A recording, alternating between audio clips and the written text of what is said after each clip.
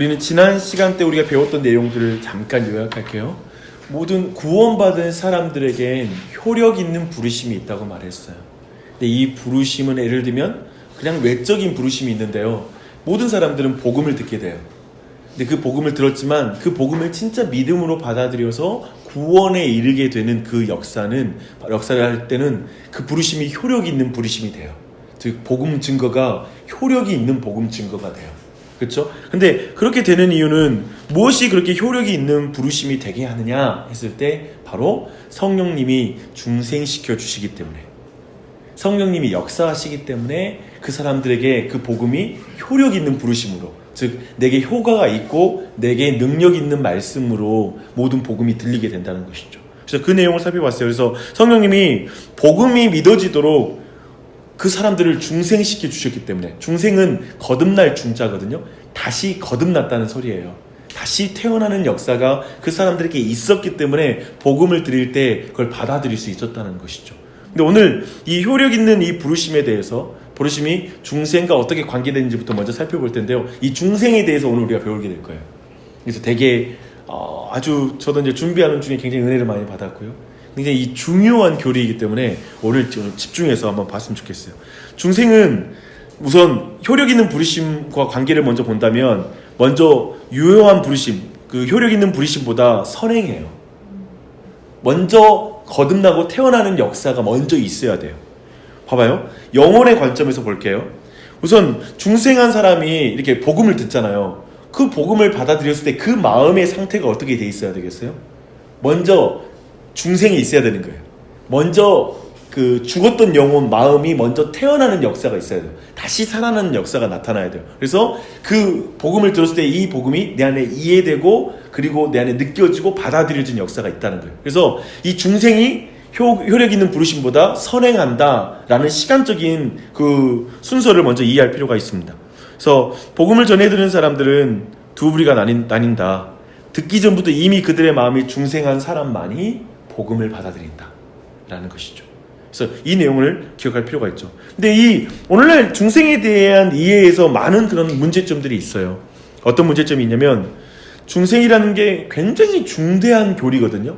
기독교에서는 굉장히 중요한 교리인데, 로이드 존슨은 뭐라고 말하면, 우리의 죄를 위해서 대신 죽으신 속죄의 교리, 예수님이 대신 죽으신 속죄의 교리와 함께 기독교에서 비교할 바 없이 가장 중요한 교리 중에 하나다라고 말해요. 굉장히 중요한 교리예요. 근데 지금 이제 들으시지만 여러분 우리 표정에도 여실하게 별로 중요하지 않은 것 같은데 라는 표정이 그렇게 중요한가요? 이런 생각이 들겠죠. 그렇죠? 한번 차근차근 볼게요. 근데 중생의 교리를 이해하지 않으면 기독교 교리와 진리에 이르지 못해요. 그 정도로 중요한 교리다 라고 말하고 있어요. 근데 이제 로이드 존스가 한 가지 한탄하며 말한 게 뭐냐면, 그런데 이 교리가 심각하게 한탄스러울 정도로 무시되고 있다고 말씀드리고 싶습니다 라고 말해요. 어때요? 중생의 교리에 대해서 생각해 보셨나요? 사실은 별로 이렇게 생각하지 않았을 수 있어요. 그러니까 심각하게 교회에서도 이 교리를 무시하는 게 한탄스러울 정도다, 너무 심각해서 한탄스러울 정도라고 로이드 존스가 말하고 있다면, 사실 한국 교회는 더 일반적으로 교리 전체를 크게 중요하게 여기지 않고 있기 때문에 정말 이 부분은 거의 모르고 있다고 말할 수 있어요. 그래서 오늘 어쩌면 이 교리의 내용들을 이해하고 바르게 갖는 게, 아마도 여러분이 상미자매는 기독교 시장에 막 들어온 그 입장일 수 있지만, 사실은 이 교리 예를 들면 다른 사람도 거의 모르고 있는, 그리고 중요하게 생각하지 않는 교리이기 때문에 어쩌면 이 시간에 이러한 것들을 잘 정리하는 게 굉장히 중요하다, 도리어 그걸 말씀드리고 싶어요. 근데 이런 질문을 해요. 로이드 존스가. 여러분은 얼마나 이 교리를 연구하고 있습니까? 얼마나 깊이 있게 이 교리를 살펴보았습니까? 중생이 정확하게 무슨 의미인지를 알고 계십니까? 라고 질문하고 있습니다. 사실 이 질문 앞에 여러분이 정직하게 서야 돼요. 그러니까 제가 말하고 싶은 뭐냐면, 로이드 존스의 관점에서 볼 때는 뭐냐면 이런 거예요. 성경이 이렇게 강조하고 있고 중요한 문제인데 왜 기독교인은 이렇게 이 성경의 교리를 무시하냐 라는 관점이에요. 그러니까 사실 이건 굉장히 우리에게 중요해요. 우리가 항상 나는 예수 믿고 있다, 구원받았다, 그리고 난 성경의 백성이다 라고 말하고 있지만, 사실 우리는 너무 성경 연구에 게으르다는 거예요. 그리고 성경을 깊이 알아가고 그걸 깊이 생각하는 걸 너무나 추구하잖아요. 그래서 사실 이걸 반지성주의라고 말해요. 사실 이런 흐름들은 1800년도 후반부터 있었던 경건주의라고 불리는 미국의 어떤 기독교의 한 운동에 기인하고 있어요. 그건 뭐냐면 그냥 느끼는 게 중요하고 어떤 교리 그 자체의 내용은 중요하지 않아. 우리가 영적으로 체험하는 게 중요하다고 생각하는 그런 체험 중심적인 신앙 운동이 있었거든요. 근데 그 신앙 운동이 결과로 왔던 그 선교사들이 바로 대부분 그 신앙적인 분위기 속에 한국에 왔어요. 그런 가운데 한국 교회의 전반적인 분위기 그리고 나왔던 뭐냐면 반지성주의라고 부르는 게 있어요. 사실 우리가 살아왔던 토양은 깊이 있게 성경이 뭘 말하고 있는지를 추구해 나가고 그 성경의 내용이 어떤 교리가 뭘 말하고 있다면 성경이 강조하는 건 나도 강조해야 돼 라는 마음으로 성경을 깊이 연구하려고 하는 그 지적인 어떠한 그 열심, 지적인 근육이 굉장히 퇴화되어 있어요. 그래서 조금만 어려우면 벌써 왜 이렇게 어려워요? 힘들어요? 이런 반감들이 많아지기 쉬워요. 굉장히 그러나 이런 부분을 우리가 굉장히 주의하고 혹시 우리에게 그러지 않는지를 생각해 보면서 성경이 강조하고 있고 로이드 존스가 말하는 것처럼 이 교리가 심각하고 한탄스러울 정도로 무시당하고 있다라고 말하는 이 마음을 조금 이해하면서 오늘 내용을 좀 접근했으면 좋겠어요. 로이드 존스 이렇게 말해요. 죄사함의 개념에서만 멈추고 우리 죄를 용서하신 속죄의 교리만큼 필수적인 중생의 교리를 깨닫지 못하고 있다. 우린 거의 죄사함 교리 십자가에 올인했어요. 근데 여러분 성경의 교리는 너무나 다양합니다. 많이 있고요. 중요한 교리가 너무 많아요. 이걸 같이 가야 돼요. 신앙은 항상 균형 가운데 가야 돼요. 그것은 제가 믿는 거 뭐냐면 성경 전체가 하나님의 말씀이라고 저는 믿어요. 그렇다면 한 부분만 읽으면 안 된다는 거예요. 내가 좋아하는 것만 읽으면 안 돼요. 철저히 이것이 건강한 그리스도인과 균형 잡힌 그리스도인을 만드는 중요한 관점이다라는 거 먼저 가지고 갔으면 좋겠어요. 제 생각에는 교회에 정말 모호한 구원관을 가진 사람이 너무 많아요. 사실 한국 교회는 너무 많아요. 그런 의미에서 하나하나를 좀 살피는 것들에 대한 훈련들이 너무 필요하다라는 생각 가지고 오늘 내용 한번 살펴볼게요. 오늘 이제 중생을 묘사하는 성경의 중생에 대한 가르침을 먼저 보시게요. 중생을 묘사하는 성경의 단어들이 있어요. 중생, regeneration이라는 것, I자를 빼야 될 것 같습니다. 디도서 3장 5절 보면 우리를 구원하시되 우리가 행한 바 의로운 행위로 말미암지 아니하고 오직 그의 긍휼하심을 따라 중생의 씻음과 성령의 새롭게 하심으로 하셨나니 라고 말해요. 중생의 씻음이라고 말하고 있어요. 그래서 구원받은 영혼의 지금 거대한 영적 변화로서 중생을 설명하고 있는 거예요. 우리는 모두 중생에 대한 이 강조점을 봐야 돼요. 성경에는 중생이라는 단어, 직접적인 단어를 이렇게 사용하고 있다라는 걸 먼저 보고요. 두 번째는 나타라는 거, 다시 나타라는 표현을 해요. 근데 예를 들면 born이라고 born again이라고 부르는 거. 사실 이 born again이라는 말이 미국에서는 누가 사용했더라? 미국이 1960년대인가 이 말을 처음 사용하고 나서 일반 명사처럼 사람들이 사용하는 단어예요. 난 다시 거듭나야 돼. 이런 식으로 일반적으로 사는 표현인데 요즘 TV에서 보면 방언 터졌어 막 그런 표현을 써요. 그러니까 일반 세상에서도 TV 프로그램에서 말 너무 잘하면 제 방언 터졌어 방언 이런 말이 사용되듯이 이 born again이라는 용어가 굉장히 광범위하게 그래서 미국에 교회를 다니지 않더라도 미국 사람들에게 당신은 거듭났습니까? 말하면 몇 퍼센트라 70%인가? 자기는 거듭났다라고 말한다고 하더라고요. 근데 그 거듭남의 의미를 알고 있느냐? 정말 이 부분을 생각해 봐야 됩니다. 그리고 오늘 우리가 다루면 알겠지만 근본적으로 교회를 다니고 있는 많은 사람들이 근본적으로 성경이 말하고 있는 거듭남의 의미를 정확히 알고 거듭남이란 말을 사용하고 있고 자신이 거듭났다가 믿는가 그리고 자신이 진짜 그리스도인인가에 대한 근본적인 질문을 다시 한번 할 수 있는 기회로 이 내용이 또한 사용될 수 있다고 생각해요. 차근차근 봐보게요. 근데 중생에 대한 묘사하는 두 번째 표현에서 나타와 그 보력인데요. 말씀 요한복음 1장 3절 말씀 다 함께 읽어볼게요. 시작. 이는 혈통으로나 육종으로나 사람의 뜻으로 나지 아니하고 오직 하나님으로부터 난 자들이니라. 그러니까 육체적인 남이 아니라 분명한 건 마음의 영적인 남을 말하고 있다는 걸 보여주고 있죠. 근데 그 영적으로 나는 것은 하나님으로부터 난다라는 걸 말해주고 있고 요한복음 3장 3절로 8절 말씀 예수께서 대답하여 이르시되 진실로 진실로 내게 이르노니 사람이 거듭나지 아니하면 하나님의 나라를 볼 수 없느니라. 이것은 예수님께서 니고데모라는 유대인 지도자에게 말했던 그런 말씀이기도 합니다. 요한일서 2장 29절, 3장 9절, 4장 7절, 5장 1절 보면 요한일서의 중요한 진술이 나와요. 그러니까 요한일서의 저자는 하나님께로부터 난 자라는 걸 굉장히 강조해요. 요한일서 전체에서.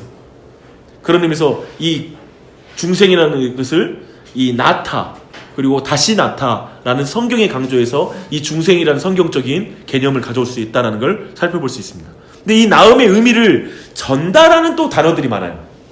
그러니까 영적인 어떤 거대한 변화를 태어났다라는 표현으로 나타라는 표현으로 표현하는 그런 성경의 여러 구절이 있는데요. 우리 쭉 읽어보게요. 야고보서 1장 18절 자기의 뜻을 따라 진리의 말씀으로 우리를 낳으셨느니라. 말씀으로 낳았다는 표현을 쓰고 있네요. 그렇죠? 또 에베소서 2장 10절 우리는 그가 만드신 바라 그리스도 예수 안에서 선한 일을 위하여 지으심을 받은 자니 지으심을 받았다라고 표현하고 있어요. 고후 5장 17절 그런즉 누구든지 그리스도 안에 있으면 새로운 피조물이라 새롭게 만들어졌다라는 표현이 또 되죠. 그걸 나타라고 표현할 수 있을 것이고요.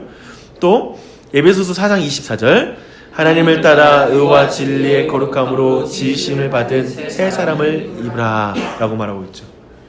그런 의미에서 새 창조라는 표현을 쓰면서 영혼에 일어난 놀라운 변화들을 지금 성경은 이렇게 나음, 만드심 이렇게 새로운 표현을 쓰고 있는 거예요. 그렇죠? 저는 이걸 우리가 기대해야 돼요. 마지막으로는 살리다라는 표현이 있어요. 네, 에베소서 2장 5절 말씀 허물로 죽은 우리를 그리스도와 함께 살리셨고 너희는 은혜로 구원을 받은 것이라 라고 말하고 있습니다. 그리스도와 함께 살리셨다. 은혜로 구원받은 걸 강조하는 것. 혈과 육과 우리의 행위로 구원받는 게 아니라 철저히 나아졌다는 걸 살려주심을 받았다는 걸 보여주고 있죠. 에베소서 2장 1절 그는 허물과 죄로 죽었던 너희를 살리셨도다. 골로새서 2장 13절 또 범죄와 육체 모할례로 죽었던 너희를 하나님이 그와 함께 살리시고 우리의 모든 죄를 사하시고 라고 말합니다. 그렇다면 한번 종합해 볼게요. 지금 성경이 중생이라는 말을 사용할 때 이건 우리의 영혼에 일어난 놀라운 변화를 말해요. 여러분 중생하셨어요? 여러분의 영혼에 놀라운 변화가 일어난 것 같아요? 이제 차근차근 그 의미를 살펴볼 거예요. 근데 성경 말하면 중생, 나타, 다시 나타, 나음의 의미를 전달하는 용어들 그리고 죽었던 영혼을 다시 살렸다라는 이런 표현으로 영혼의 거대한 변화가 너희 안에 먼저 일어난다. 모든 신자에겐 모든 그리스도인에겐 이 중생이 일어난다는 걸 이렇게 표현하고 있어요. 네, 여기서 이전의 내용 한번 짚고 넘어가면 좋겠어요. 우리는 왜 중생이 절대적으로 우리에게 필요한가? 그러니까 왜 하나님 우리를 다시 살려줘야 되는가? 다시 나야 되는가? 왜 우리에겐 다시 거듭나는 게 필요한가? 라고 했을 때 우리는 지난번에 지난 주일날 말씀에서도 나눴었는데요. 생명에 대해서 두 가지의 생명을 규정하는 그 관점이 있다고 했잖아요. 하나는 육체적인 관점, 즉 육체의 심장이 뛰고 말을 하고 눈으로 보고 그리고 모든 걸 표현할 줄 아는 것, 이런 것들 살아있다라고 표현하는 관점이고, 또 하나는 뭐였죠? 관계적 관점이 성경에 있어요. 그러니까 하나님과의 관계가 끊어지면 죽은 거예요. 하나님을 믿지 못하면 죽은 거예요. 그 상태가 죽은 상태라고 성경이 말하고 있다는 걸 우리가 살펴봤어요. 그런 의미에서 지금 인간의 또 한 가지, 우리 지난번에 배웠던 거 기억하세요? 이 자리에 뭐 배우신 분들 계시는데 전적 타락의 교리. 그러니까 성경은 인간에 대해서 전적으로 타락했다고 봐요. 근데 그 타락했다는 말이 인간이 착한 일을 할 수 없다는 말이 아니라 철저히 하나님과의 관계에서 죽었기 때문에 하나님을 향하여 선을 결정할 수 없는, 하나님을 내가 선택하고 믿을 수 있는 내적인 상태가 아니라는 거예요. 완벽하게 하나님과의 관계에서는 죽은 상태인 거예요. 그걸 전적 타락의 교리라는 걸 지난번에 우리가 그 내용을 살펴봤어요. 그런 의미에서 그걸 전제할 때 이 중생의 교리가 중요한 거예요.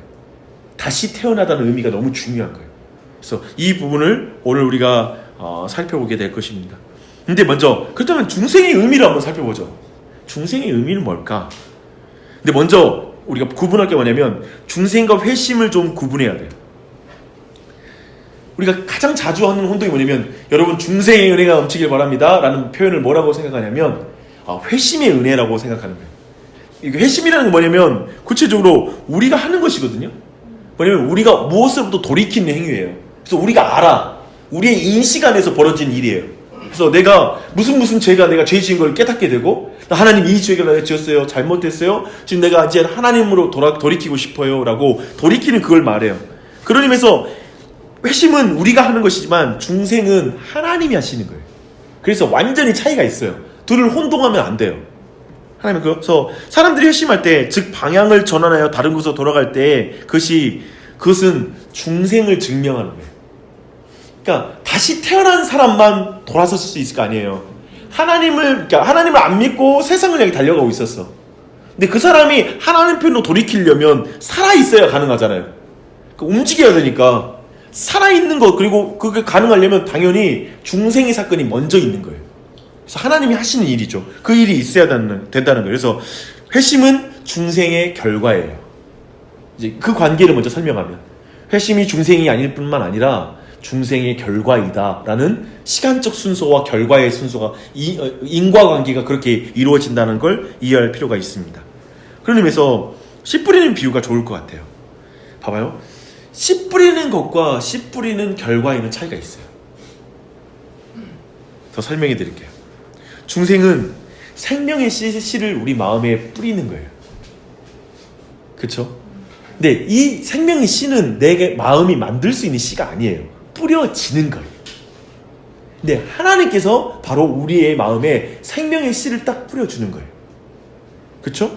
그로 인해 발생한 결과가 뭐냐? 나중에 회심이라는, 성장하면 그 씨가 자라서 회심이라는 결과를 낳는 거예요. 그 모습을 낳는 거예요. 근데 이걸 또 다른 차원으로 설명할까요? 이번엔 좀 우리 아까 내가 말했는데 우리 기림자매에게 일어난 일이죠. 발생과 출생의 차이입니다. 생각해보면 생명의 씨앗이 우리의 몸 안에 들어갔다고 생각해봐요. 자궁 안에 들어갔다고 생각해봐요. 이제 발생이 일어나는 거예요. 즉 생명이 발생한 거예요. 그렇죠? 발생했어요. 그렇다면 호르몬의 변화가 일어나기 시작해요. 그리고 점점 아이가 자라면 몸의 그 체형이 바뀌게 돼요. 배가 불러오르기 시작할 거예요. 그렇죠? 그리고 최종적으로 뭐가 일어나면 출생이 일어나는 거예요. 근데 발생이 일어나고서 출생이 나타나는 건 최소한 인간에게는 10개월이라는 시간이 필요해요. 한참 시간이 지나서, 그러니까 발생과 출생 사이에는 한참의 시간이 들어가는 거예요. 그래서 중생과 회심, 중생은 발생이고 그리고 회심은 출생이라고 말한다면 그 사이에는 여러 과정이 있어요. 예를 들면 호르몬의 변화처럼 마치 마음이 바뀌기 시작하는 거예요. 뭐냐면 하나님에 대해서 굉장히 좋아하는 마음이 생겨. 예전에는 반감이 느껴졌었는데 반감이 아니라 이제는 호감이 생기기 시작하는 거예요. 그리고 뭔가 배우고 싶어하는 갈망이 생기고 긍정적인 마음이 막 생겨나기 시작하는 거예요. 그래서 근데 본인은 아직까지는 뭐냐면 내가 하나님 앞에 진짜 회심한 것 같지는 않아. 그리고 내가 진짜 하나님을 믿는 것 같아서 태어난 것 같지는 않아. 그런데 뭔가가 내 삶에 바뀌었어. 이전과는. 마치 어떤 거대하게 이렇게 중생은 어떤 마음 안에 생명의 씨앗이 뿌려진 상태다라는 것으로 우리가 이해할 수 있습니다. 그런 의미에서 우리는 여러 번 복음을 들었지만 우리가 어느 날 그 복음을 완전히 받아들인 거예요. 그리고 진짜 내 죄를 깨닫게 된 거야. 죄에 대한 설교를 많이 들었어. 근데 어느 시점에 내가 진짜 죄인인 것이 깨달아지고 나 같은 죄인에게는 예수님의 그 구원의 은혜가 필요하다고 생각되면서 그분을 받아들일 마음이 생겼어. 이렇게 그런 마음이 들어서 그분을 받아들였단 말이 그때가 효력 있는 부르심이 있었던 거거든요. 그러니까 그 전에도 죄에 대한 설교를 들었고 그 전에도 예수님에 대한 설교를 들었어요. 근데 그때는 그냥 그렇게 정보로만 이해됐어. 근데 어느 순간은 이 모든 게 효력 있는 부르심이 된 사건이 있어요. 근데 그 사건이 바로 회심의 사건이에요. 그리고 그날이 바로 출생하는 날인 거예요. 드디어. 그래서 그런 일이지만 그런데 이미 중생은 일어났던 거예요. 하나님이 이미 우리 안에 생명의 씨앗을 줬기 때문에 계속 교회 안에 있으면서 관심을 갖고 말씀을 듣게 됐던 거예요. 그러나 그게 내 안에 느껴져서 그걸 효력 있는 부르심으로 받아들였던 건 어느 한 사건이었던 어느 시점인 것이죠. 예를 들면 이렇게 지금 우선 이 중생과 회심을 구분해서 여러분이 이해하면 되겠습니다. 근데 이제 중생은 그런 의미에서 뭐냐면 영혼의 새로운 생명이 심기는 거예요. 이게 중생의 본질이에요. 이 정의를 잘 하셔야 돼요. 굉장히 중요해요. 그래서 중생은 사람 안에 생명의 원리가 심어지도록 생명의 원리를 심는 하나님의 행위다 라는 거예요. 씨를 뿌리는 건 씨 뿌린 자가 있어야 되잖아요. 반드시 그렇거든요. 씨 뿌린 자가 있어야 되듯이 인간에게 이미 죽었던, 아까 말했던 인간은 전적 타락 가운데 그 마음에 생명이 없는 상태이기 때문에 거기에는 생명의 씨앗이 뿌려져야 되는 거예요. 그래서 하나님의 행동으로서 그 결과 영혼을 지배하는 성향으로 점점 자라게 돼요. 영혼을 지배하는 성향. 그리고 실제 출생은 이 성향이 첫 번째로 발휘되는 증거예요. 제가 성향이라는 표현을 썼는데요. 조금 이따가 그 성향에 대한 설명을 자세하게 해줄게요. 중생의 의미를 보면서. 그래서 중생시에 일어나는 일의 본질은 뭐냐면, 중생이 의미하는 것을 알기 위해서 우리가 먼저 이제 볼 걸 뭐냐면, 중생이 의미하지 않는 것부터 먼저 볼 거예요. 부정문에 대해서. 이건 중생이 아니다. 이건 중생이 아닐 수 있다라는 걸 먼저 우리가 살펴보게 될 거예요. 제가 이렇게 그 신학을 할 때 중요한 방법론이거든요. 먼저 부정문을 보는 거. 나는 이걸 믿지 않습니다. 나는 이것에 대해서 동의하지 않습니다를 하는 건 뭐냐면, 왜 이렇게 해야 되냐면 이미 이렇게 주장하는 사람이 많았다는 거예요. 그래서 여기에 영향받은 사람이 너무 많아. 예를 들면 교회 안에. 그리고 이 책을 보는 사람이 많아. 그럼 먼저 그 사람한테 이건 아닙니다 라고 말할 때 아닌 걸 붙잡았던 사람들이 있을 거 아니에요. 그 사람들로 하여금 지금 자신의 잘못된 관념들을 먼저 정리하고, 그러니까 아닌 것을 분별할 때 맞는 것을 더 정확하게 알 수 있거든요. 이해되시죠? 그러기 위해서 먼저 부정문으로 먼저 들어가는 거예요. 근데 오늘 이거 말할 때 중생에 대한 본질을 살필 때 사실은 구원의 분명한 본질을 알 수 있어요. 즉 뭐냐면, 교회 안에 많은 사람이 있지만 지금 로이드 존스 시대도 그렇고요, 우리 시대도 마찬가지예요. 문제는 교회를 많은 사람이 다니고 있는데 진짜 자신이 거듭났는지에 대해서 정확하게 확인한 사람이 없는 거예요. 물론 이 부분을 어떻게 정확하게 확인해서 난 구원 받았어 라고 확인하는 건, 이 부분은 정말 신학적으로도 쉽게 논쟁거리거든요. 그런 주제가 아니기 때문에 이 부분을 신중히 다루되, 그럼에도 불구하고 참된 중생의 증거가 뭔지는 알아야 돼요. 그것을 통해서 끊임없이 내 신앙을 계속 점검해야 되는 건 정말 필요한 거예요. 근데 이렇게 점검하지 않는 그리스도인이 너무 많은 거예요. 그냥 나 교회 다니니까 구원 받아. 나는 그냥 나는 예수님이 날 위해 죽은 걸 믿으니까 그러면 구원 받았겠지. 그리고 나는 괜히 교회 다니면 편안함을 느껴. 그런 걸 봐서는 나는 분명히 구원 받은 사람임에 틀림없어. 나는 순간순간 하나님의 말씀이 생각나. 그런 것을 봤을 때는 난 구원받은 사람임에 틀림없어. 순간순간 내 안에 영감이 떠올라. 그런 걸 봤을 땐 나는 구원받은 사람인 게 틀림없어. 그리고 교회 봉사하고 싶은 마음이 생겼어. 그런 걸 봤을 땐 나는 분명히 구원받은 사람이 틀림없어. 방금 말했던 건 조나단 에드워즈라는 사람에 의해서 모두 참된 신적인 경건의 증거가 아니다라고 말한 증거들이에요. 굉장히 많아요. 의외로 우리가 상상 가운데 막 말씀을 생각이 될 수 있어요. 막 갑자기 나오는 체험이, 그리고 뭐 예를 들면 몸이 떨리는 경험, 그리고 정말 이렇게 신비한 영적 체험을 하는 것도 구원의 증거가 아닐 수 있어요. 이 모든 것도 다 아니다. 그렇게 증거로만 볼 수는 없다. 확실한 증거로는 볼 수 없다라고 말하는 게 증거예요. 그런 면에서 볼 때 중생의 참된 성향 볼 때 진짜 여러분 안에 있는 신앙, 그리고 제가 볼 때 오늘 다루는 내용이 진짜 구원의 은혜를 받은 사람에게 나타나는 현상이에요. 그래서 이건 만들어지는 게 아니에요.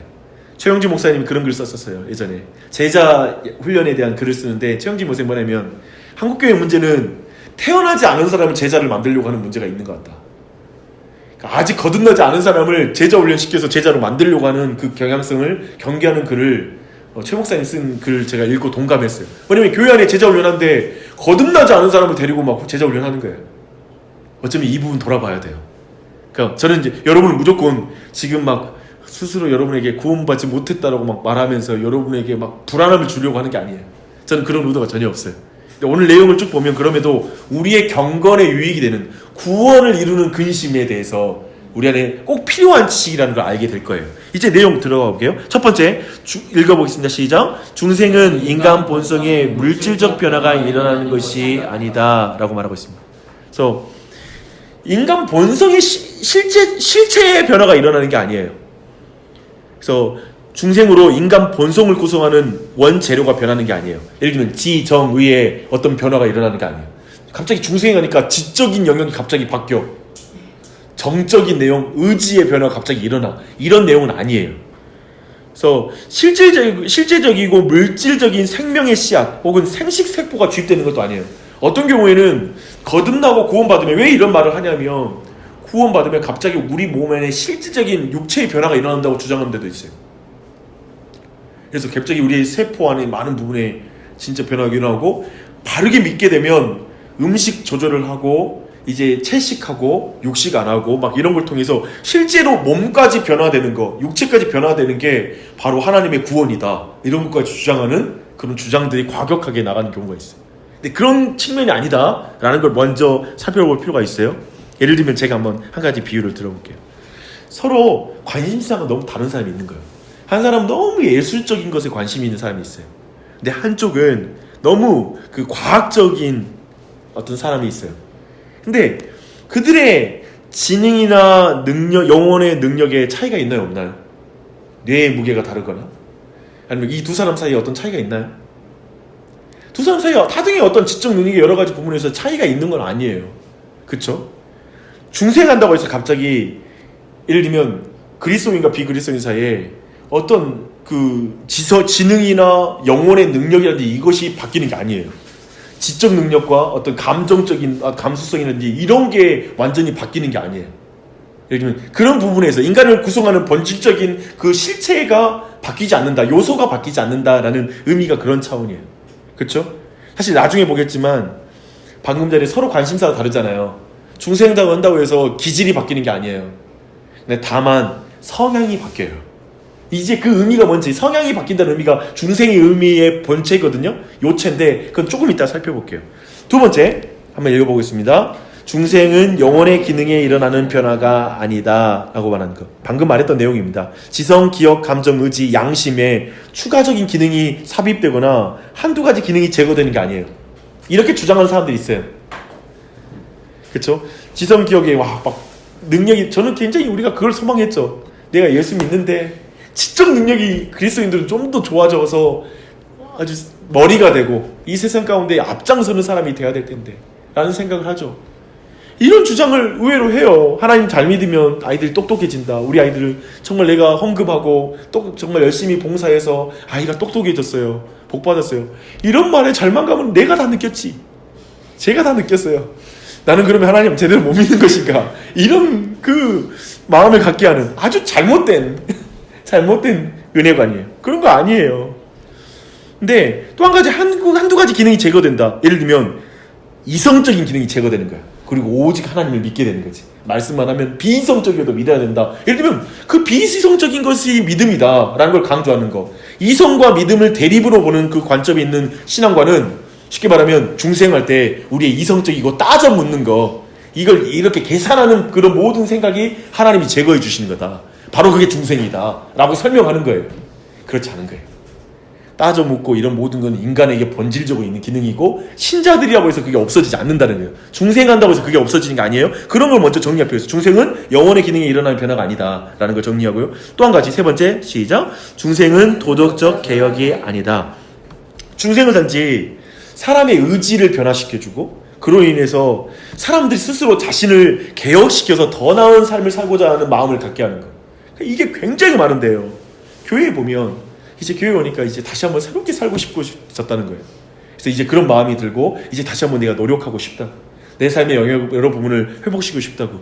물론 그게 하나님이 주신 은혜의 결과일 수 있어요. 근데 그게 중생했다라는 증거는 아닐 수 있어요. 그냥 교회는 뭐냐면 그건 도덕적인 개혁일 뿐 중생은 아니라는 거예요.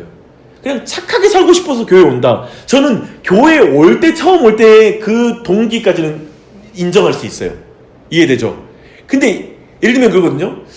제가 만났던 거는 교회에서 경험한 거 뭐냐면 자기 아이를 낳는데 아이에게 나중에 의지할 대상이 필요하다고 생각하기 때문에 교회를 처음 나왔다고 하는 제가 부부를 만난 적이 있어요. 너무 좋죠. 저는 그렇게 교회 오는 걸 웰컴해요. 그리고 환영해요. 그런데 그 상태로 있는 거에 대해서는 도저히 그건 안 된다고 생각해요. 그 사람은 분명하게 예수 그리스도의 복음을 듣고 그 사람이 거듭나야 돼. 근데 마치 이건 하나님이 하신 일이에요. 당신은 하나님께서 구원하신 사람이 틀림없습니다. 이렇게 나오는 건 보통 일이 아닌 거예요. 라고 말해서 그 사람이 굉장히 영적인 사람인 것이냐. 그래서 완전히 그 사람이 너무 영적이기 때문에 더 이상 뭔가 하나님이 역사하셔서 중생한 사람인 양 취급해서는 안 된다고요. 이해되시죠? 그런 부분을 분명히 할 필요는 있어요. 착하게 살고 싶은 마음 자체가 중생이 아니다 라는 것을 우리 먼저 기억할 필요가 있습니다. 그렇다면 이제 뭘까? 이제부터 살펴볼 건 중생이 뭘 의미하느냐의 부분이에요. 중생은 근본적으로 읽겠습니다. 시작. 중생은 근본적으로 성향의 변화를 의미한다. 새로운 영적 원리가 마음에 심어지고 영혼을 지배하는 성향에 근본적인 변화가 일어나는 거예요. 이제 성향에 대해서 한번 살펴볼게요. 성향은 영혼의 기능을 배우기 위해서 그들을 통제하는 그거예요. 봐봐요. 우리는 지정의가 있어요. 우리 여기 안에 근본적인 인간의 요소가 있어요. 인간을 구성하는 요소. 영혼이 있고 있는데 성향은 그 모든 걸 지배하고 뒤에서 조종하고 통제하는 거예요. 제가 설명해 볼게요. 두 사람이 있어요. 똑같은 재능을 가지고 있다고 봐요. 그런 사람 없지만 똑같은 재능을 가지고 있어요. 능력으로 우열을 나눌 수 있는 게 전혀 없어요. 이 사람 사이에. 근데 한 사람은 선한 삶을 살고 한 사람은 악한 삶을 사는 거예요. 하나님이 그 사람들에게 주신 지식과 그리고 학벌 그리고 모든 지식의 양과 이런 거 다 똑같거든요. 근데 이 사람 한 사람은 선한 삶을 살고 한 사람은 악한 삶을 산다. 무엇이 이 차이를 만들죠? 했을 때 선한 사람은 선한 성향을 가지고 있고 악한 사람은 악한 성향을 가지고 있는 거예요. 그래서 성향의 지배를 받는 거예요. 그러니까 어떠한 지식일지라도 동일한 지식을 가지고 예를 들면 핵 분열이라는 어떤 그런 지식을 가지고 한쪽은 사람을 죽이는 데 사용할 수 있고 한쪽은 사람을 살리고 인류를 유익하는 데 쓸 수 있잖아요. 그 모든 건 그 사람의 성향에 의해서 결정이 나는 거죠.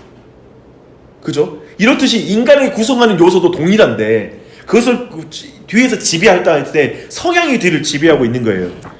또 한 가지 어떻게 예를 들 수 있을까요? 이기적인 성향과 이타적인 성향 어떨까요? 똑같은 걸 가지고 있어. 재산도 똑같고 그리고 똑같은 어떤 지식을 가지고 있고 똑같은 어떤 과정을 거쳐왔어. 인생의 경험이 있어. 근데 이타적이냐 그리고 아니면 너무나 이기적이냐에 따라서 그 지식을 사용되는 방향은 너무 다른 거예요. 그리고 다른 사람에게 유익을 끼치거나 두 사람의 실제 삶을 보면 완전히 다른 사람처럼 보이는 거예요. 분명히 두 사람이 가지고 있는 어떤 그 지식의 양과 이런 모든 건 똑같은데 이 두 사람은 완전히 다른 사람으로 느껴지죠. 성향의 지배를 받기 때문에 그런 것이죠. 또 마지막으로 세 번째, 서로 다른 관심사를 가지고 있는 사람들을 생각해봐요. 아까 말했던 마지막이에요. 한 사람은 예술적이고 한 사람은 과학적이에요. 근데 지능이나 영혼의 능력의 차이는 전혀 없어요. 이 사람들 사이에. 하지만 성향의 차이에서 모든 능력으로 이 사람은 예술적인 걸 만들어. 작품을 만들어내. 한쪽 사람들 계속해서 모든 능력으로 과학적인 모든 내용을 만들어내. 너무 다르죠, 그렇죠? 성향의 지배를 받는다는 말이 그런 말이에요. 성향의 차이가 있어요. 그렇다면 성령님이 행하시는 중생이 뭐냐면 바로 인간 안에 근본적인 성향을 바꾸는 거예요. 근본적인 성향. 성령님 우리의 인격과 행위, 우리의 모든 기능을 사용하시는 방식을 결정하는 성향 속에 하나님의 거룩한 원리를 넣는 거예요. 우리의 행위와 우리의 모든 인격, 우리의 모든 기능을 사용하는 방식과 방향을 결정하는 성향을 바꾸는 거예요. 새로운 영적인 생명의 씨앗을 우리의 성향에 집어넣어 주는 거예요. 그래서 교회에서는 그런 말을 쓰는 거예요. 성령 충만할 때 바로 이 성령의 감동의 역사인 거예요. 그래서 모든 기능을 성령님이 원하시는 쪽으로 사용할 수 있도록. 성령 충만은 바로 이 성향 가운데 하나님의 성품의 충만함이죠. 근데 이 성향에 복잡하게 죄성이 있는 거예요. 이 성향에 죄된 영향이 여전히 미칠 수 있다라고 보는 거예요. 그래서 육체의 소욕이라고 말해요. 성경은 육체의 소욕과 성령의 소욕이 우리 안에 있다 라고 하는데, 예를 들면 우리 안에 그 예수님 믿지 않을 땐 성령의 소욕이라는 게 아예 없어요. 영적인 성향이 아예 없고 육체의 소욕만 있어. 그러면 여기서 질문 있죠. 그러면 어떻게 이타적인 삶을 살죠, 인간이? 왜 잘 보면 예수 안 믿어도 이타적인 삶을 살아가는 사람이 있고 그리고 굉장히 착한 일을 하는 사람이 있잖아요 라고 묻잖아요. 그렇게 말했을 때 그 자체는 뭐냐면 하나님이 우선 완벽하게 인간을 파괴하지 않았을 뿐만 아니라 어떤 면에 있어서 다른 사람을 사랑하는, 우리가 말했잖아요. 하나님을 향하여 전적으로 타락했다고. 근데 다른 사람을 향해 이타적으로 살고 다른 사람을 도와줬을 때 보람을 느끼는 것이 아예 없는 정도로 타락한 건 아니죠. 그런 의미에서 그런 것도 할 수 있어요, 어느 정도. 그리고 또 한 가지 뭐냐면 인간은 근본적으로 자신을 위해 착한 일을 해요. 착한 일을 했을 때 내가 보람이 되니까. 그리고 내가 괜찮은 사람이라고 생각을 해요. 나도 이 정도로 할 수 있는 사람이야. 그러니까 노블레스 오블리주의 근본적인 말은 뭐냐면 수치의 문화거든요. 그러니까 영국 같은 경우에는 근본적으로 자신이 약한 사람을 도와주지 않는 그 도움을 거절할 때 그 사회 안에서 굉장히 그 사람은 수치스러운 사람인 거예요. 그러니까 그 집단의 문화를 유지하기 위해서 남들을 약한 자를 도와주는 것 자체가 자신이 강한 자라는 걸 증명하는 사회들이 있어요. 그건 근본적으로 모든 사회, 동양에서도 마찬가지예요. 그냥 좋아서 도와주는 게 아니라 약한 자이기 때문에 도와주는 게 아니라 그리고 약한 자를 도와주는 그들을 정말 사랑하기 때문이 아니라 나를 사랑하기 때문에 이타적인 삶을 살아가는 게 너무나 많이 있거든요. 그런 측면들이에요. 그런 의미에서 볼 때 이 내면의 성향이라는 게 여전히 그러니까 하나님 없는 상태에서는 육체의 소욕밖에 없다. 육체적인 성향밖에 없다라는 전제를 먼저 가지고 이 이해를 가질 필요가 있죠. 그렇죠? 그런 의미에서 이 중생을 보는데 이제 사도 바울의 예를 들으면 아주 정확하게 이해가 될 것 같아요. 봐봐요. 다소에서 사울을 생각해봐요. 그는 그의 능력 그리고 이해력, 의지, 기억력 탁월해요. 사실 사도 바울은 굉장히 탁월한 사람입니다. 그리고 그 유대교 안에서도 나중에 굉장히 산헤드린 공회의 회원이 될 정도로 굉장히 지도력을 가진 열정이 있는 사람이에요. 근데 그는 그때 다소에서 아직 예수님 만나기 전에는 그는 그 모든 것으로 교회를 핍박하는 데 써요. 자신이 가지고 있는 구약에 대한 모든 지식을 가지고 예수 그리스도를 대적하는 데 써요. 예수님을 신성 모독자라고 생각했거든요. 그래서 철저히 구약의 모든 지식이 예수님을 적대하는데 이건 예수님이 아니다. 예수님은 메시아일 수 없다라는 걸 증명하는데 자신의 모든 인생을 바쳤어요. 그러다가 이제 예루살렘에서만 핍박하는 게 아니라 나중에 다메섹에 있는 그리스도인들도 핍박해야 된다라고 이 권리를 얻어서 그 길을 가는 길에 변화가 되죠. 예수님을 만나요. 근데 그 이후에 그가 전무후무한 복음 전도자가 돼요. 이제 그 마음의 성향이 바뀌자 구약에 있는 모든 지식들이 예수 그리스도를 가리키고 있다라고 연결시켜지는 거예요. 모든 해석이 달라지는 거예요.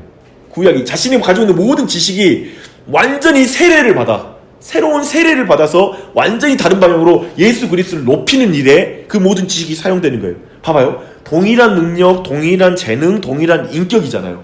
모든 것이 그대로지만 전혀 다른 방향으로 가는 거예요. 왜냐? 성향이 바뀐 거예요. 그 내적 성향이. 그래서 다윗의 영혼의 기능이 영혼의 어떤 기능 자체가 막 바뀌어가지고 막 바뀌는 지정의가 막 새롭게 작동하는 게 아니라 그쵸? 그런 것이 바뀌는 게 아니에요. 똑같은 열정, 똑같은 논리, 철저함, 위험을 감수하는 삶, 태도 등은 동일해요. 그런 거 있잖아요. 사도 바울이 원래 그런 사람이기도 하잖아요. 열정적인 사람. 그 똑같은 열정이죠. 그리고 아주 논리적인 사람이었어요. 이 논리적인 사고 구조는 사도 바울이 그전에는 굉장히 논리가 없었는데 예수 믿고 나서 굉장히 논리적으로 변했다가 아니에요. 이 사람 원래 기질이 논리적이야. 그렇죠? 그럴 뿐만 아니라 아주 철저해. 자기가 믿는 거에 대해서 철저한 사람인 거예요. 그러니까 어영부영 믿다가 갑자기 예수 믿으니까 철저해지는 게 아니야. 그리고 위험을 감수해. 예수 믿기 전에도 위험을 감수한 사람이었어요. 막 죽이고자 길길이 날뛰면서 자칫 죽을 수도 있잖아요. 그러다가 잘못하면. 근데 위험 감수하고 막 뛰어다니면서 사방팔방 돌아다니는 사람이잖아요. 기동성이 너무 좋아. 이 기질은 그대로 예수 믿고 나 기동성이 너무 좋으니까 걸어서 막 수천 킬로 수만 킬로 돌아다니잖아요. 아 원래 그런 사람이에요. 그런 거 태도들이 동일해요. 이런 건 동일한 거예요. 근데 방향이 바뀐 거예요. 중생에서 일어나는 변화를 성향의 변화를 이렇게 이해하는 거 굉장히 중요해요. 왜 그러냐면 기독교인이 되는 것을 똑같은 제품으로 만들어진다라는 인상을 갖는 경우가 많아요. 이걸 굉장히 주의해야 돼요. 뭐냐면 기독교인 하면 늘 네 알겠습니다.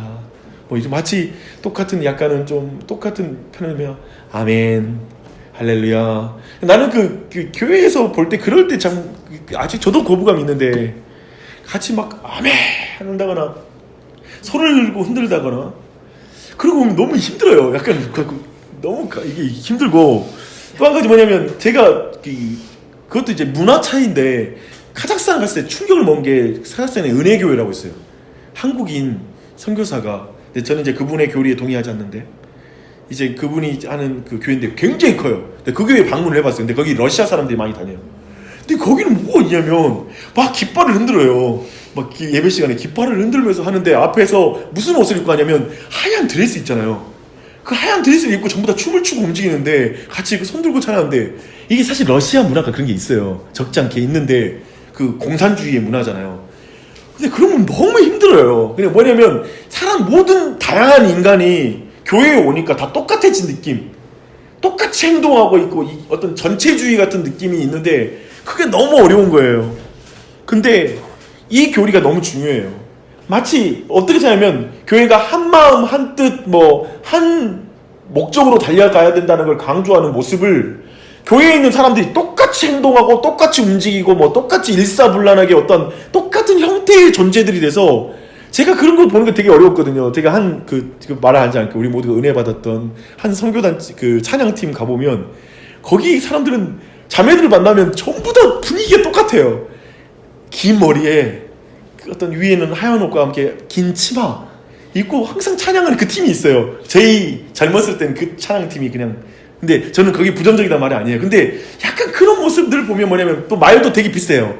되게 부드러워요. 네 형제님 이렇게 항상 이렇게 말하면 그 느낌이 있어요. 근데 굉장히 제가 그런 걸 어려워하기 때문에 왜 이래 좀 사람들이 저는 똑같아진 것 같은 느낌 드는데 사실 어쩌면 우리가 교회가 그걸 많이 사용했기 때문에 제가 말씀드린 거예요. 뭐냐면 한마음 한뜻 이런 것들을 마치 사람들 한 명 한 명의 개성이 없어지고 그냥 똑같이 교회에서 행동하고 만나서 이야기해보면 비슷비슷한 말 기도하셔야죠 똑같은 결론 오직 부활밖에 없어요. 부활교회가 있거든요. 결론은 부활이야. 기승전 부활밖에 없는. 그래서 부활로 그냥 모든 신앙을 몰아넣어요. 근데 그러면 십자가도 있고 기독교의 풍성한 창조와 모든 교리가 다 있거든요. 근데 이런 경우도 마찬가지예요. 약간 한국인의 경향인지 모르겠는데 이상하게 모든 개성과 모든 성향을 다 죽이고 하나로 공장이듯이 그냥 교회가 공장 느낌의 교회가 되는 거죠. 그러니까 그런 부분에 대한 사고방식에 대해서 이 중생의 교리가 이미 그걸 깨고 있는 거예요. 중생의 교리는 그런 교리가 아니에요. 중생의 교리는 그걸 말하는 거예요. 그러니까 믿기 전에 그 사람들이 가진 중요한 기능이 그대로 사용돼요. 그런 말 하잖아요. 믿기 전에 기질이 다 나와. 그래서 어떤 면에 완고한 사람들 볼 때에도 그리고 아주 세상적으로 진탕 술 마시고 그렇게 하는 열정적인 사람 볼 때에도 사람들 그런 말 하거든. 저 사람 거듭나면 크게 쓰임받을 거야. 그 말이 맞는 거예요. 그러니까 거듭나기 전에 그 사람의 기질과 성향이 그대로 거듭나서도 사용되기 때문에 지금 중생의 교리는 그렇게 개성과 그리고 하나님이 창조하던 그 창조의 원래의 모습을 굉장히 존중하고 있다는 거죠. 그런 의미를 우리가 좀 잘 봤으면 좋겠습니다. 그런 의미에서 똑같은 방식의 설교, 느낌, 분위기 아닙니다. 한때 한국교회는 우리 여의도 순복음교회 조 목사님이 그냥 잡았을 때인데 그때 제가 순복음 신학대학교를 나왔잖아요.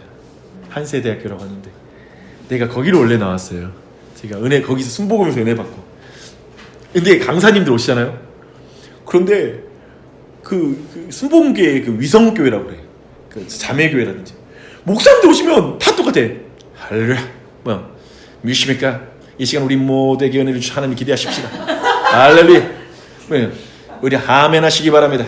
이게 그 경상도 사투리의 독특하게 탁탁 끊어지는 그 조모영기 목사님 말을 그대로 흉내내요. 진짜 정말 너무 똑같아. 너무 똑같아. 아무튼 그때부터 저는 그게 싫었어요.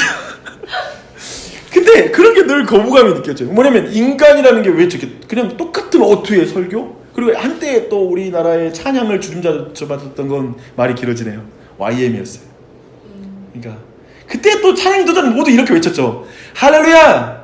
이 시간 우리 모두에게 하나님 주신 은혜를 바라보십시다. 이 시간 우리 함께 하나님께 나아갈 걸 믿으십시다. 이 시간 감사하십시다. 이 어쩌죠? 정확하게 나도 흉내 잘 내요.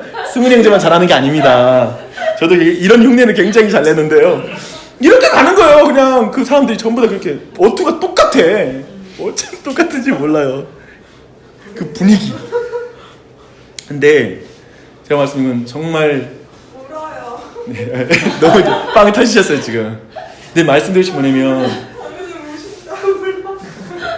기독교 신앙은 그리고 하나님은 우리에게 너 자신 되게 해요. 이거 잊으면 안 돼요. 하나님은 우리를 너 자신이 되고 하고 원래 나를 창조한 그 모습 그대로 가장 자연스러운 나. 그걸 내 자신이 용납되는 교회, 그런 교회가 돼야 돼요.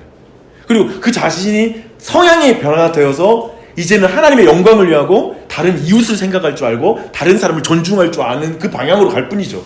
모든 은사가, 기능들이. 그것이 바로 중생의 개념이라는 거예요. 그래서 중생은 그런 의미에서 전인격 영향을 미쳐요. 중생의 성향이 변화되면 어떻게 되겠어요? 모든 기능의 방향이 바뀌는 거잖아요. 그런 의미에서 전인격 영향을 주는 거예요. 근데 아까 말할 때 우리가 뭐라 했냐면 말이 안 되는 말 앞에서 했거든요. 뭐냐면 중생은 그 전인격의 변화, 전체적인 모든 변화는 아니다. 막 이런 표현을 했었거든요. 근데 좀 더 의미를 이해하면 뭐냐면 나의 지생을 사용하는 방법, 나의 감정의 작용, 나의 의지가 영향을 받는 거, 받는 방향들, 이런 모든 게 바뀌기 때문에 전인격이 바뀌게 보이는 거예요. 그 성향이 모든 걸 지시하기 때문에. 그래서 애석하게도 지성이 더 좋아지지 않아요. 똑같은 지성. 그리고 전에는 복음에 관심, 근데 그 지성이 전에는 복음에 관심이 없었어. 그리고 더 알고 싶어하는 마음이 없었어, 성경을. 근데 성경을 이제 더 알고 싶어하는 거야. 더 배우고 싶어지는 거예요. 지금은 매우 관심이 많아지는 거예요. 마음을 가졌으나 다른 방식으로 이제 마음이 작용하고 새로운 마음으로 이제 대하는 거예요. 이제 마음이 새로운 마음으로 대하는 거예요. 감정적인 면에서 그래요. 예전에는 복음을 싫어했어. 근데 이제 복음이 좋아졌어요. 의지에도 예전에는 완강하게 하나님을 내 마음에서 거절했고 받아들이고 싶지 않았어. 근데 이제는 복음을 바라고 막 열망하는 마음이 생기는 거예요. 이런 식으로 전인격에 영향을 미쳐요. 그리고 중생은 즉각적인 변화다라는 걸 여러분 주의할 필요가 있어요. 이게 굉장히 중요해요. 중생은 생명이 심겨졌거나 그렇지 않거나 둘 중 하나예요. 그러니까 중생한 사람이 있거나 없거나, 그러니까 이 세상 사람은 완전히 두 가지로 구분할 수 있어요. 즉 뭐냐면 중생은 점진적이지 않아요. 쉽게 말하면 씨앗이 뿌려졌거나 안 뿌려졌거나 하는 것이지, 지금 씨앗이 뿌려지려고 하고 있거나 뭐 이런 느낌이 아니잖아요. 자라니까 씨앗이 뿌려졌어, 이런 개념이 없는 거예요. 그래서 왜냐하면 왜 이렇게 중생을 명확하게 구분하냐면 우리의 자각이 아니라 중생은 하나님이 하신 일이기 때문에 그래요. 하나님이 뿌렸거나 안 뿌렸거나 하신 일이에요. 그래서 우리가 이 씨앗이 자라가는 것은 다르겠죠, 그렇죠? 이것이 자라가서 내 안에 이제 점점 더, 난 요즘은 그냥 나는 아직 예수님 못 믿겠는데요. 근데 너무 좋아요, 예수님이. 그리고 너무나 내가 이 부분에 대해서 지금 내 자신의 죄에 대해서 점점 너무 고민이 되기 시작하고 있어요. 그 정도는 다르겠죠. 그리고 내 안에 뭔가 변화의 느낌, 뭔가 거대한 일이 일어났다는 느낌은 다를 거예요. 하지만 중생은 즉각적인 변화다. 초시간적이고 즉각적이다라는 걸 이해할 필요가 있어요. 그리고 이제 7번째, 중생은 이해의 범주를 넘어서는 신비다. 굉장히 중요한 부분입니다. 생명의 씨를 씹는 발생과 성향의 변화는 사실 잠재의식 속에 벌어진 일이에요. 그렇지 않아요? 아까 말했던 회심은 내가 내 죄를 깨닫고 하면서 가는 거잖아요. 근데 내 안에 지금 성향의 변화를 여러분이 어떻게 실질적으로 느끼겠어요? 그러니까 중생은 우리가 무의식 쪽에 일어난 일이에요. 잠재의식 속에서 일어난 일이다. 성향도 그렇게 변화된 것이다 라고 볼 필요가 있어요. 사실 오늘 설명을 들어서 어떤 사람은 아직 안 믿지만 그래도 내 성향은 그런 변화가 있는 것 같아 느낄지 모르지만, 사실 그것도 정확하지 않은 건 뭐냐면 그냥 지금 좋은 상태일 수 있잖아요. 그러니까 아까 말한 대로 교회 다니는데 말씀 시간이 좋아요 라는 사람이 있어요. 근데 거듭나지 않은 사람이 있어요. 예배 시간에 말씀 듣는데 너무 내 안에 따뜻하고 느낌이 좋아요 라고 하는 사람이 있잖아요. 근데 실제로 거듭나지 않은 사람일 수 있어요. 그러니까 왜냐면 이 부분이 그런 주제이기 때문에 되게 그 중생에 대해서 그런 느낌으로만 규정할 수는 없다는 걸 먼저 이해할 필요가 있습니다. 근데 니고데모와 대화를 보면 이제 사람이 어떻게 하면 하늘나라에 들어갈 수 있습니까? 라고 니고데모가 물어보니까 사람이 거듭나지 않으면 하나님 나라를 볼 수 없는 이라고 말하잖아요. 그때 니고데모가 이 말은 사실 무슨 말이냐면 이런 말이에요. 로이드 존스가 한 말인데요. 니고데모여, 너는 너와 나 사이의 차이와 내가 하고 있는 일을 애쓰고 있다. 당장 그만두어라. 그건 몇 가지 특별한 사항을 변화시키거나 이해하는 문제가 아니다. 변화되어야 하는 것은 너의 삶을 지배하는 성향이다. 너는 거듭나야 한다. 그것은 내가 사용하려 하는 이 모든 기능의 배후에 있는 어떤 것이다. 그러자 니고데모가 이렇게 말하잖아요. 사람이 늙으면 어떻게 날 수 있사옵나이까? 두 번째 모태에 들어갔다가 날 수 있사옵나이까? 예수님이 결국 나중에 말하는 게 뭐냐면 바람이 임으로 불매 라고 말해요. 그러니까 그럼 어떻게 거듭날 수 있나요? 라는 질문이 생기잖아요. 그러면 어떻게 그 내적 성향이 바뀔 수 있나요? 라고 말하니까 바람이 임의로 분다. 뭐냐면 신비다라고 말하는 거예요. 우리가 그러면 이거 거듭나면 어떻게 거듭날까? 그리고 어떻게 이 일을 내가 하지? 그러니까 아까 말한 것처럼 씨 뿌려지는 게 내가 뿌려지는 게 아니라 하나님이 하시기 때문에 근본적으로 이 부분을 하나님의 손에 속했다라고 보는 거예요. 근데 이 부분에서 사람들이 답답해요. 이런 거예요. 그러면 하나님 은혜 주셔야지 변화되겠네요. 그러면 그냥 가만히 있어도 하나님 언젠가 변화시켜줄 거 아닙니까? 그러니까 교회도 안 다니고 그냥 내가 노력도 하지 말고 그냥 결국 그렇게 사용해요. 또 어떤 사람이 내적 성향에 따라서 그렇게 말을 하게 돼요. 그러니까 막 가겠다는 거죠. 그런 말을 말하는 거죠. 근데 그렇게 하려고 이 말을 하는 게 아니에요. 뭐냐면 이 일이 하나님의 주도권에 있다는 거예요. 하나님의 주권. 그래서 중생은 전적으로 하나님 하신 일이에요. 분명히 지금 이 마지막 사실 주목해야 돼요. 하나님의 창조적인 활동으로 사람은 전적으로 수동적이며 어떤 기여도 할 수 없는 거예요. 아까 말한 대로 이러니까 우리가 불평이 생겨요. 왜냐하면 인간은 모든 걸 자신이 해서 확보하는 게 인간의 본성이에요. 여러분 왜 기도 안 하는 줄 아세요? 기본적인 성향은 우리가 그냥 내 힘으로 어느 정도 확보해 내려고 하는 것이지 하나님으로부터 온다라는 믿음으로 기다리는 것이 너무 싫은 거예요. 인간의 본성이에요 이게. 그래서 제가 볼 때 이건 목사도 기도하는 게 싫어요. 모든 걸 그냥 우리 안에서 회의해서 할 수 있는 역량을 우리 안에 모아서 그 결정을 끝내고 싶지, 하나님께 기도해서 하나님이 하실 일을 기대하십시다, 이런 말을 근본적으로 이걸 싫어해요 인간은. 그래서 우리끼리 헌금도 모아가지고 계산 딱딱 나와서 그걸로 모든 걸 하고 싶어요. 기도로 하나님이 하실 일을 그렇게 영역을 만들고 싶지 않은 게 인간의 본성이에요. 그래서 자꾸 말하면 우리 뭐하고 있어요, 이 불평밖에 안 나와요. 그러면 우리 뭐하고 있냐고, 하나님 하시면 우리 뭐하냐고. 자꾸 하나님 하신다는 걸 이렇게 사용해요. 그러면 인간은 할 게 없네 라고 이렇게 나태해지고, 그리고 내가 아무것도 할 수 없는 것이냐 생각하는 거예요. 그게 아닌 거예요. 사실 성경이 강조하는 건 오직 은혜인 걸 말하는 거예요. 태어나는 것에 너가 공헌한 건 없다. 우리에게 일어났으나 우리 스스로 난 것이 아니다. 우리에게 중생이 일어났잖아요. 근데 우리에게서 난 것은 아니에요. 스스로 발생할 수는 없다. 중생은 정적으로 하나님이 우리 안에서 우리에게 행하시는 하나님의 일이다. 성경이 계속 이렇게 끌어가는 이유가 있어요. 궁극적으로는 오직 하나님께만 영광 받는 거예요. 내가 다시 거듭나고 내가 변화된 거에 대해서 내 안에 내가 성경 많이 봐서 변화됐지, 그리고 내가 교회 열심히 다녀서 변화된 거야, 내가 원래 착하니까 예수 믿는 거야, 그러니까 하나님 나를 좋게 보셨지라는 여지가 없는 거예요. 성경은 철저히 오직 하나님께만 영광이에요. 인간을 비참하게 만들고자 그렇게 한 게 아니에요. 인간의 상태가 그런 것을 인간이 자꾸 착각하니까 하는 거예요. 인간이 자꾸 자기가 좋다고 생각해. 하나님 떠났는데도 지금 내가 하나님을 충분히 스스로 찾을 수 있다고 생각하는 거예요. 그게 아니니까 거듭남이라는 방법을 사용하는 거예요. 중생을 통해서만 우리를 구원하시는 이 구원의 방법을 둔 거예요. 이걸 주목해야 됩니다. 네. 그래서 마무리를 하면 이 방식이 얼마나 영광스러운 구속의 방법인지를 주목해야 돼요. 중생을 통하여 우리를 구원하시는 것. 근데 히브리서 이 마지막에 로이드 존스가 쓴 글을 그대로 읽어드릴게요. 이런 방식이 얼마나 영광스러운 구속의 방법입니까?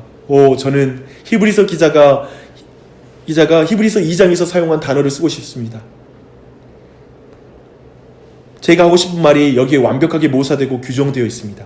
위대한 구절을 말하면서 기자는 하나님에 대해 많은 아들들을 이끌어 영광에 들어가게 하신 일에 그들의 구원의 창시자를 고난을 통하여 온전하게 하심이 합당하도다. 하나님께 합당하도다. 그것은 하나님다우신 일이었으며 하나님이 행하시는 방법이었습니다. 저는 우리도 동일하게 다음과 같이 말할 수 있으리라고 믿습니다. 이것은 즉 중생은 전능하신 하나님 그분께 합당한 구원의 방법입니다. 중생은 전능하신 분에게 합당한 구원의 방법이다. 전적으로 그분이 행하시는 것, 그분이 생명을 주시는 것, 그분께만 합당한 구원의 방법이에요. 하나님이 무력하면 우리에게 생명을 못 줘요. 그러나 그분은 생명을 줄 수 있는 창조주예요. 그분이 여러분에게 그 은혜를 주신 것입니다.